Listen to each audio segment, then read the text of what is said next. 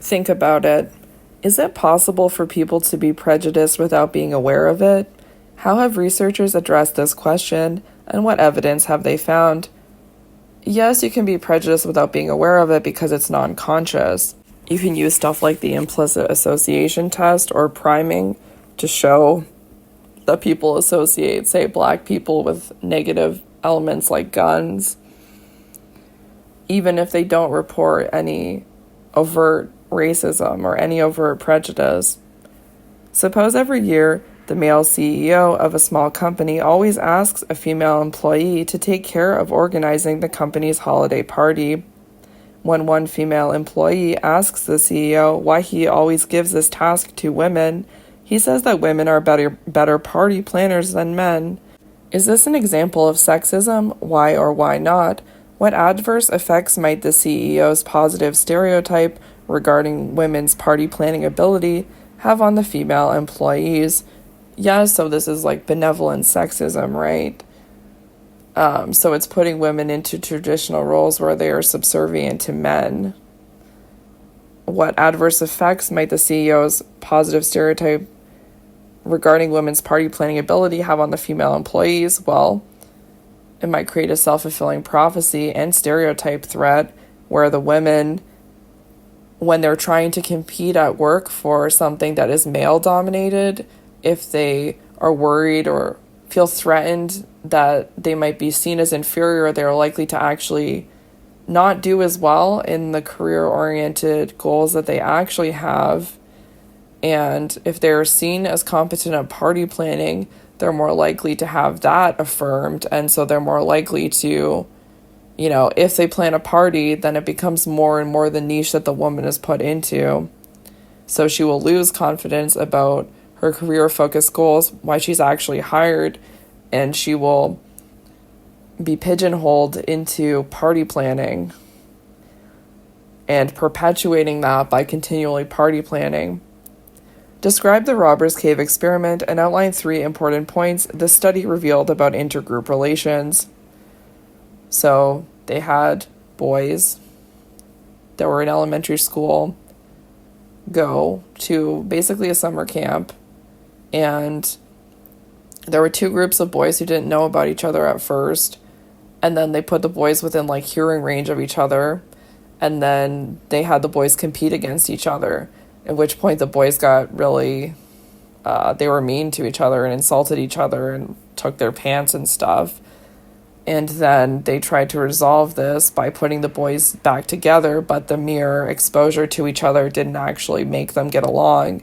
So they had them work on superordinate goals together cooperatively, like pulling a truck to restart the engine together using a tug-of-war rope and things like that, which did actually help them get along. And by the end, they were getting along well. They wanted to take one bus home together, and boys from one team bought boys from the other team malted milks. 3 important points this study revealed about intergroup relations. 1, that mere contact wasn't enough to resolve their conflict, but they had to work on superordinate goals.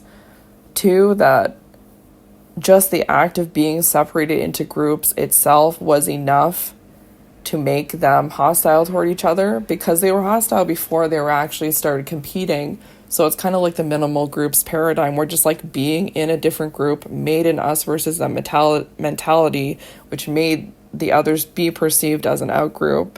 A 3rd important point was that this was all fixable. The conflict wasn't permanent that the experimenters evoked. So that's very hopeful. So in terms of the contact hypothesis, as long as you meet conditions of the contact hypothesis, like having one-on-one interactions between members of different groups who have equal status, when it's supported by social norms, who are working together toward common goals, you can resolve intergroup conflict. Imagine that a conversation about race relations in the United States develops during a family dinner. One of your relatives argues that given how ubiquitous stereotypes are, prejudice and discrimination are inevitable. Using research from the cognitive perspective and controlled and automatic processing in particular, how would you respond to this assertion? Are prejudice and discrimination inevitable? Under which conditions are they more likely to emerge? Okay, how would I respond to the assertion that prejudice and discrimination are inevitable because stereotypes are everywhere?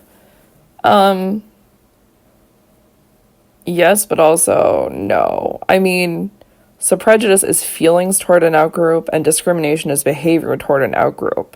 So stereotypes are thoughts about an outgroup. So you can have unconscious negative thoughts about an outgroup, but your conscious positive thoughts about an outgroup with controlled processing can counteract these stereotypes. So like everyone experiences the negative racial stereotypes because we all just know them. It's just part of the fabric of our reality.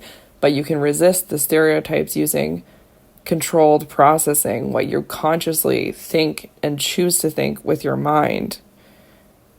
So prejudice, which is feeling negative, isn't inevitable because that's a result of resisting or accepting the cognition or the stereotype.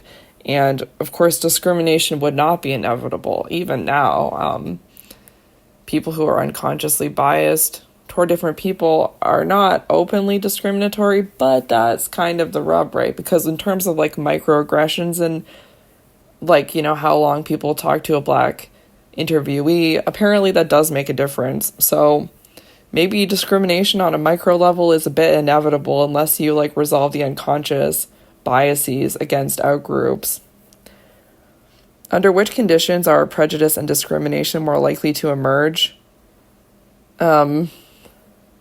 When there's no superordinate goals being worked toward, when the two groups are treated unevenly, when the social norms are against the two groups getting together cohesively, and when you're just seeing one group and you're in one group and there's no one-on-one interactions, and when both groups are competing for economic or ideological resources that are limited and it feels like there's a scarcity of these, and when competition arises, even in like sports teams or whatever. I mean, I guess you're competing for prestige, and when you feel like you're in a group and the group does well, you feel good, then you want the other group to do badly so that you feel good in terms of social identity theory and basking in reflected glory. So you don't want to be in direct competition. Also, when your self-esteem is threatened, you're more likely to denigrate an outgroup. So you also want to validate your own esteem and affirm yourself so you're less likely to denigrate an outgroup. Suppose a woman named Taylor was applying for a job at an accounting firm and applicants had to complete a math test as part of the on-site interview process. If Taylor met her older male interviewer just prior to taking the math test and he inappropriately exclaimed, "You're Taylor? I was expecting, well, a man," what impact might that have on Taylor's test performance, interview performance, and eventual likelihood of getting the job? So she's an accountant, so she's clearly competent at math, right? But because of stereotype threat, which says that women are worse than men at math, that's the stereotype. The stereotype is threatening, which will make it harder for her to focus clearly on the math test, and so she won't do as well on the math test. And even the fact that he's a male himself even makes it worse than if it was a female interviewer. So then she's likely to have less confidence in the interview and less likely to get the job. Suppose you are a social psychologist and have been hired to help reduce prejudice and discrimination among students of different races, classes, cultures, and sexual orientations in a school system. What might you suggest in addressing this concern? So, the easiest implementation is the jigsaw classroom, right?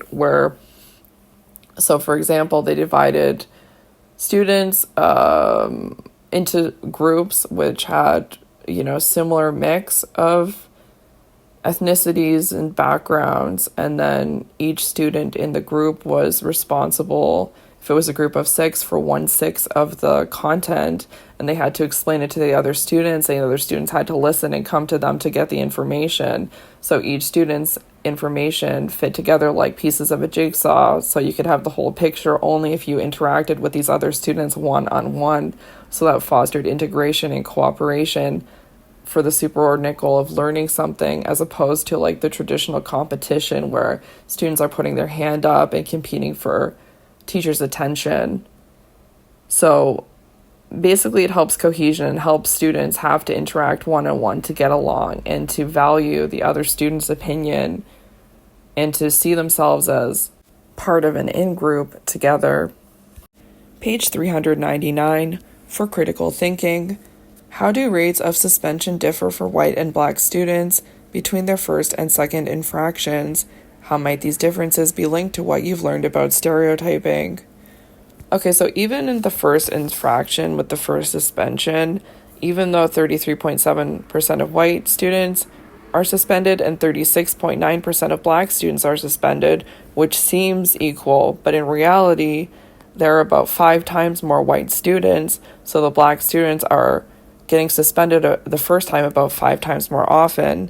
And then when you look at the second infraction, it gets even worse. About half the students suspended are black. Like I said before, the percentage goes up about 10%, but the percentage of white students goes down by about 7%.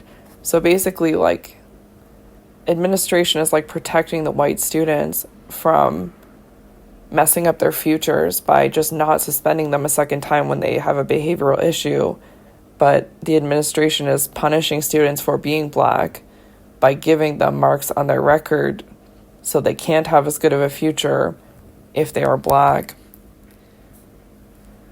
How might these differences be linked to what you've learned about stereotyping?